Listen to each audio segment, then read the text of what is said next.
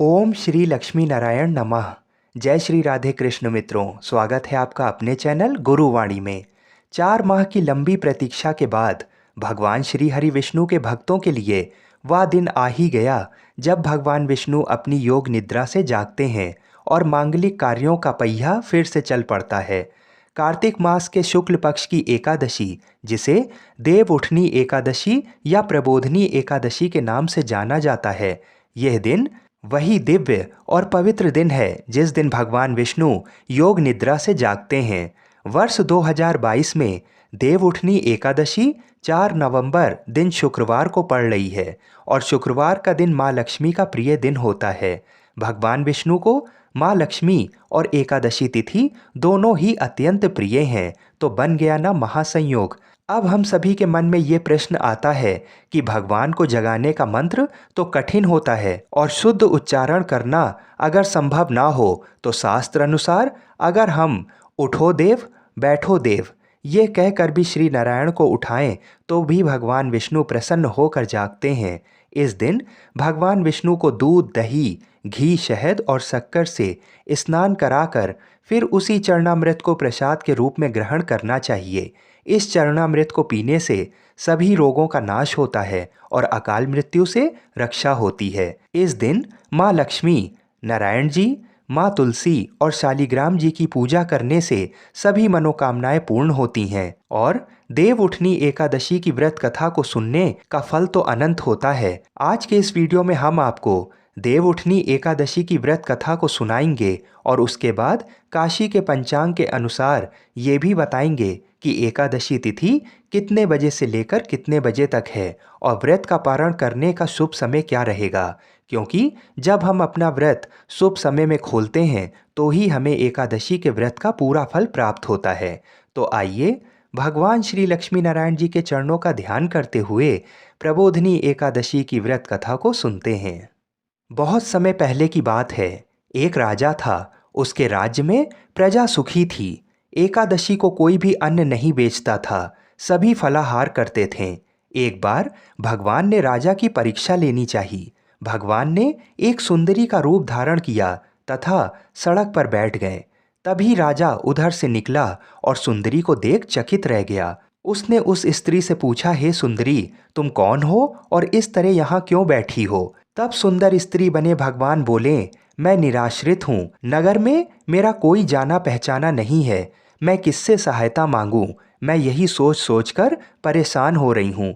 राजा उसके रूप पर मोहित हो गया था। फिर राजा बोला, तुम मेरे महल में चलकर मेरी रानी बनकर रहो। सुंदरी बोली, मैं तुम्हारी बात मानूंगी, पर तुम्हें राज्य का अधिकार मुझे सौंपना होगा। राज्य पर मेरा पूर्ण अधिकार होगा। मैं जो भी बनाऊंगी वो तुम्हें खाना होगा। ये सब बातें सुनकर थोड़ी देर के लिए तो राजा सोच में पड़ गया, लेकिन राजा तो उसके रूप पर मोहित हो चुका था, अतः उसकी सभी शर्तें स्वीकार कर लीं। अगले दिन एकादशी थी। रानी ने हुक्म दिया कि बाजारों में अन्य दिनों की तरह अन्न बेचा जाए। फिर रानी ने घर में मांस मछली आदि पकवाएं तथा परोसकर राजा से खाने के लिए कहा। ये देखकर राजा बोला, रानी, आज एकादशी है, मैं तो केवल फलाहार ही करूँगा। तब रानी ने शर्त की याद दिलाई और बोली, या तो खाना खाओ, नहीं तो मैं बड़े राजकुमार का सिर काट दूंगी। राजा ने अपनी स्थिति बड़ी रानी से कही तो बड़ी रानी बोली, महाराज, धर्म ना छोड़ें, बड़े राजकुमार का सिर दे दें। पुत्र तो फिर मिल जाएगा पर धर्म फिर नहीं मिलेगा। इसी दौरान बड़ा राजकुमार खेलकर आ गया। माँ की आंखों में आंसू देखकर वह रोने का कारण पूछने लगा तो माँ ने उसे सारी स्थिति बता दी। तब वह बोला कि माँ, मैं सर देने के लिए तैयार हूँ। आप दोनों किसी भी प्रकार की चिंता ना करें, पिताजी के धर्म की रक्षा होगी और जरूर होगी। राजा दुखी मन से राजकुमार का सिर देने को तैयार हुआ तो रानी के रूप में भगवान विष्णु ने प्रकट होकर असली बात बताई। फिर भगवान विष्णु ने कहा, राजन, तुम इस कठिन परीक्षा में पास हुए।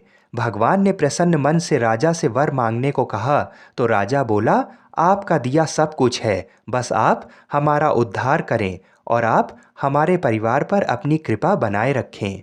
तो जिस प्रकार राजा पर भगवान विष्णु ने अपनी कृपा बनाई, उसी तरह हम सभी के परिवार पर अपनी कृपा को बनाए रखें। वाराणसी के पंचांग के अनुसार वर्ष 2022 में देव उठनी एकादशी तिथि 3 नवंबर को शाम 7:31 से प्रारंभ होकर अगले दिन 4 नवंबर को शाम 6:10 तक रहेगी।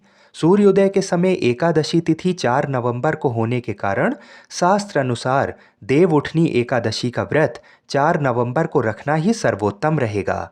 अगले दिन व्रत का पारण 5 नवंबर को सुबह 7:32 से लेकर सुबह 8:53 के मध्य में अवश्य कर लें। व्रत के पारण के दौरान किसी भी ब्राह्मण को अन्न, वस्त्र, दक्षिणा आदि देकर चरण स्पर्श करें। उसके बाद किसी भी गाय को कुछ खाने को अवश्य दें और गाय पूजन करके आपने एकादशी को जो भी भगवान को भोग लगाया हो उसी प्रसाद को खाकर अपना व्रत खोलें। हम ऐसी मंगल कामना करते हैं कि भगवान श्री लक्ष्मी नारायण जी हम सभी की मनोकामनाओं को अवश्य पूरा करेंगे। आप सभी को देव उठनी एकादशी की हार्दिक शुभकामनाएं। जय श्री राधे कृष्ण।